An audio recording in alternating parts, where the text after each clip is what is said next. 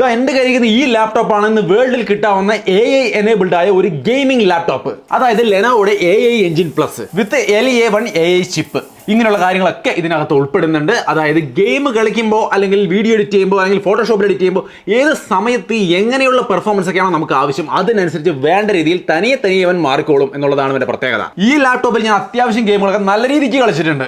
ലാപ്ടോപ്പായി വെച്ചുകൊണ്ട് തന്നെ ഇതിൽ ഞാൻ സ്പൈഡർമാനും ഫോർസ 5 ഒക്കെ കളിച്ചു. പിന്നെ ഇതൊരു ഗെയിമിംഗ് സ്റ്റേഷൻ പോലെ എൻ്റെ ടിവിയിലേക്ക് കണക്ട് ചെയ്തിട്ട് അതിനകത്തിരുന്നു കൊണ്ട് സ്പൈഡർമാൻ കളിച്ചു. സ്പൈഡർമാനൊക്കെ എൻ്റെ മോൾ ഇവിടെ അതിന്റെ അവസാനം വരെയും കളിച്ചു. ബോസ് ഫൈറ്റ് വരെ കഴിഞ്ഞു. എന്തായാലും ഒരു ഗെയിമിംഗ് ലാപ്ടോപ്പ് ഏറ്റവും കുറഞ്ഞ വിലയിൽ നോക്കുന്നുവെങ്കിൽ ഇത് ഒരു അടിപൊളി ഓപ്ഷൻ ആയിരിക്കും, ലെനോവോയുടെ ലോക്ക്. എന്നാലും ഇവർ മൊത്തത്തിൽ പറയുന്നത് സ്മാർട്ടർ ടെക്നോളജി ഫോർ ഓൾ എന്നാണ്. എന്നാലും ഇതിന്റെ ഗെയിമിംഗ് പവറിനെ കുറിച്ച് പറയുന്നതിന് മുമ്പ് ഈ ലെനോവോ ലാപ്ടോപ്പ്, ഇന്റൽ പ്രോസസർ വെച്ച് വരുന്ന ഈ ലെനോവോ ലാപ്ടോപ്പിന്റെ ഡിസൈനും കാര്യങ്ങളും ഞാൻ പരിചയപ്പെടുത്താം. യെസ്, ലെനോവോ ഇന്റൽ ഇത് രണ്ടും ചേർന്നുള്ള ഈ രണ്ട് ബ്രാൻഡുകളും ചേർന്നുള്ള ഒരു കൊളാബറേഷനാണ് ഈ ഒരു വീഡിയോ. എന്തായാലും ആദ്യം ഡിസൈൻ. ഈ ഒരു ലാപ്ടോപ്പിന്റെ ഡിസൈൻ നിങ്ങൾക്ക് ഇവിടെ കാണാം. ലെനോവോയുടെ ഗെയിമിംഗ് ലാപ്ടോപ്പുകളുടെ ഒരു DNA ഇതിനകത്ത് നിങ്ങൾക്ക് കാണാൻ സാധിക്കും. ഈ ഒരു ഭാഗം വളരെ സ്ലിം ആണ്, പക്ഷേ വെയിറ്റ് 2.38 കിലോഗ്രാമോളം വരും. അതായത് ഗെയിമിംഗ് ലാപ്ടോപ്പിന്റെ വെയിറ്റ് നോർമലി അങ്ങനെയൊക്കെ കാണും. ഡ്യൂറബിലിറ്റിയിലൊന്നും ഒരു പ്രശ്നവുമില്ല. 11 മിലിറ്ററി ഗ്രേഡ് ടെസ്റ്റുകളൊക്കെ പാസ്സായിട്ടുണ്ട്. MIL standard 810H. അപ്പോൾ മൊത്തത്തിൽ ബിൽഡ് ക്വാളിറ്റിക്ക് യാതൊരു പ്രശ്നവുമില്ല. ഇതിന്റെ റൈറ്റ് സൈഡിൽ USB-A പോർട്ട് കാണാം. അതേപോലെ 3.5mm ജാക്ക്, ഷട്ടർ മുകളിൽ നമുക്കൊരു ഫ്രണ്ട് ക്യാമറ, അതായത് ഫുൾ HD ക്യാമറയുണ്ട്. അതിന്റെ പ്രൈവസി ഷട്ടർ ഇവിടെ റൈറ്റ് സൈഡിലാണ് വരുന്നത്.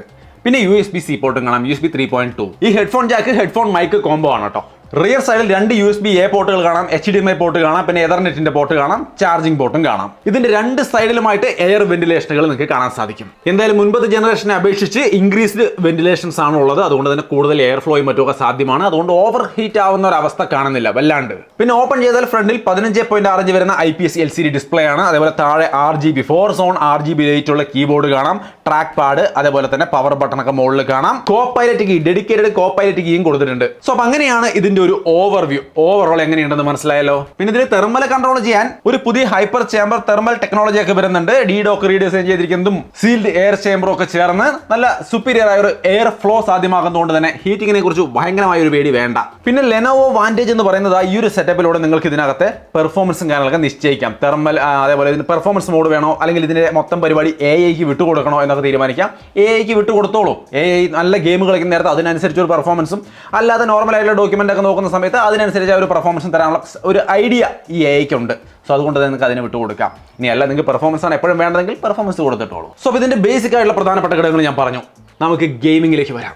ഞാൻ ഇതിൽ ലാപ്ടോപ്പായിട്ട് ഇങ്ങനെ നോർമലി ഇങ്ങനെ വെച്ചുകൊണ്ട് വിടുന്നതുകൊണ്ട് തന്നെ സുഖമായിട്ട് ഞാൻ സ്പൈഡർമാനെ കളിച്ചു. നിങ്ങൾക്ക് ഇവിടെ കാണാം, ഞാൻ അത്യാവശ്യം നന്നായിട്ട് സ്പൈഡർമാനൊക്കെ കളിക്കുന്നുണ്ട്, കളിക്കാൻ പറ്റുന്നുണ്ട്, ഒരു വിഷയമില്ല. എൻ്റെ മോൾ ഇതെടുത്ത് TV-ലോട്ട് കണക്ട് ചെയ്തിട്ട് ഞങ്ങൾ നൈസായിട്ട് ഇതിനെ ഒരു ഗെയിമിംഗ് സ്റ്റേഷൻ പോലെ ആക്കി വെച്ചുകൊണ്ട് ഗെയിം കളിക്കേണ്ടായി. അതിൻ്റെ സീൻ നിങ്ങൾക്ക് ഇവിടെ കാണാം. ബോസ് ഫൈറ്റ് വരെയുള്ള ഫൈറ്റുകളൊക്കെ ഞങ്ങൾ സ്പൈഡർമാൻ ഗെയിമിൽ ഇവിടെ ചെയ്ത് നോക്കി. എല്ലാം അടിപൊളിയായിട്ട് സ്മൂത്ത് ആയിട്ട് വർക്ക് ചെയ്തു, യാതൊരു ലാഗും കാര്യങ്ങളും ഇല്ല. അപ്പോൾ ഇതിന്റെ സെറ്റപ്പ് എന്താണ്, സ്പെക്ക് എന്താണെന്നല്ലേ? ലെനോവോ ഇന്റൽ കോർ i5 ആണ് വരുന്നത്. 4 പെർഫോമൻസ് കോറുകൾ 4.4 GHz-ലും 4 എഫിഷ്യൻസി കോറുകൾ 3.1 GHz-ലുമാണ് വരുന്നത്. പെർഫോമൻസ് കോറുകൾ എന്ന് പറഞ്ഞു കഴിഞ്ഞാൽ പെർഫോമൻസിനെ എയിം ചെയ്തുകൊണ്ട് തയ്യാറാക്കപ്പെട്ടിട്ടുള്ള കോറുകൾ. അതായത് ഇന്റലിന്റെ ഹൈബ്രിഡ് CPU ആർക്കിടെക്ചർ ഒക്കെ വരുന്ന ഹൈ പെർഫോമൻസ് ടാസ്കുകൾ ഹാൻഡിൽ ചെയ്യാൻ വേണ്ടിയിട്ടുള്ള കോറുകളാണ്. അതേസമയം ഈ കോറുകൾ എന്ന് പറഞ്ഞാൽ എഫിഷ്യൻസിയാണ് ഉദ്ദേശിക്കുന്നത്. അതായത് മെയിനായിട്ടും ബാക്ക്ഗ്രൗണ്ട് ടാസ്കുകൾ പോലുള്ള ചെറുകിട ടാസ്കുകൾ ചെയ്യാൻ വേണ്ടിയിട്ടുള്ള കോറുകൾ. സോ ഇതാണ് ഇതിന്റെ പെർഫോമൻസ് സെറ്റപ്പ്. സോ നമുക്ക് ഇവിടെ യാതൊരു തരത്തിലുള്ള പെർഫോമൻസ് ഇഷ്യൂ ഉണ്ടായിട്ടില്ല. നമ്മൾ പെർഫോമൻസ് മോഡിൽ ഇട്ടുകൊണ്ട് പവർ കേബിൾ കണക്ട് ചെയ്ത് TV-ലോട്ട് ഇട്ടിട്ട് ഗംഭീര കളിയായിരുന്നു. അതല്ലാണ്ട് ലാപ്ടോപ്പെ വെച്ചുകൊണ്ട് ഞങ്ങൾ ഇഷ്ടം പോലെ കളിച്ചു. രണ്ട് തരത്തിലും അടിപൊളി പെർഫോമൻസ് കിട്ടി. ഇനി നിങ്ങൾക്ക് ഇത് പോരാ, ഇതിനപ്പുറത്തേക്കുള്ള പെർഫോമൻസ് ഒക്കെ വേണമെന്നുണ്ടെങ്കിൽ നിങ്ങൾക്ക് ഈ സ്പെക്ക് നോക്കേണ്ട ആവശ്യമില്ല, കസ്റ്റമൈസ് ചെയ്തെടുക്കാം. അതല്ലെങ്കിൽ നിങ്ങൾക്ക് ലെനോവോ ലോഗ് 3050 എന്ന് പറയുന്ന വേറെ മോഡൽ എടുക്കാം. അതിൽ കൂടുതൽ പവർഫുൾ ആയ റാമും സ്റ്റോറേജും കാര്യങ്ങളും എല്ലാം ഉണ്ടായിരിക്കും. ബട്ട് നിങ്ങൾക്ക് അവിടെയും സ്പെക്ക് നോക്കേണ്ട ആവശ്യമില്ല. ലെനോവോയിൽ ഇത് എടുക്കുമ്പോൾ നിങ്ങൾക്ക് ഇഷ്ടമുള്ള രീതി കസ്റ്റമൈസ് ചെയ്തെടുക്കാം. നിങ്ങൾക്ക് ആവശ്യമുള്ള ഗ്രാഫിക്സ് കാർഡ്, ആവശ്യമുള്ള റാം, അങ്ങനെയുള്ള എന്ത് വേണമെങ്കിലും ഈ LOQന്റെ സെക്ഷനിലേക്ക് കയറി കഴിഞ്ഞാൽ അവിടെ ഇതൊക്കെ നിങ്ങൾക്ക് സെലക്ട് ചെയ്യാൻ ഓപ്ഷൻ ഉണ്ട്. അത് മുഴുവൻ നിങ്ങൾക്ക് ആവശ്യാനുസരണം സെലക്ട് ചെയ്യാം. 4 ദിവസത്തിൻ്റെ ഉള്ളിൽ അവർ സെറ്റപ്പ് ആക്കി ഡെലിവറി ചെയ്ത് തരും. സോ ആവശ്യത്തിനനുസരിച്ച് എടുക്കാമെന്നിരിക്കെ പിന്നെ ഇതിൻ്റെ ഒരു മോഡലൊന്നും നോക്കി വെക്കേണ്ട യാതൊരു ആവശ്യവും വരുന്നില്ല. പിന്നെ അവരുടെ സൈഡിൽ നിങ്ങളുടെ കാണുന്ന പോലെ idea pad, yoga, flex, gaming, legion അങ്ങനെയുള്ള സംഭവങ്ങളൊക്കെ ഉണ്ട്. നിങ്ങൾക്ക് ഏതാണോ ആവശ്യം അത് ആവശ്യമുള്ള രീതിയിൽ കസ്റ്റമൈസ് ചെയ്ത് എടുക്കാവുന്നതാണ്. അവരുടെ സൈഡിലേക്കുള്ള ലിങ്ക് ഞാൻ താഴെ കൊടുക്കുന്നുണ്ട്, ചെക്ക് ചെയ്ത് നോക്കിക്കോളൂ. സോ അപ്പോൾ ഗെയിമിങ്ങിന് ഇത് എങ്ങനെയുണ്ടെന്ന് മനസ്സിലായല്ലോ. നമ്മൾ ഈ കളിച്ച ഗെയിമുകളൊക്കെ കാണുമ്പോൾ തന്നെ നമുക്ക് ഒരു ഐഡിയ കിട്ടിയിട്ടുണ്ടാവും. ഇതിന്റെ ഡിസ്പ്ലേ, എൻ്റെ സിസ്റ്റത്തിന്റെ ഡിസ്പ്ലേ എന്ന് പറയുന്നത് 15.6 ഇഞ്ച് വരുന്ന IPS LCD ഡിസ്പ്ലേ ആണ്. 144 Hz റിഫ്രഷ് റേറ്റ് ആണ്.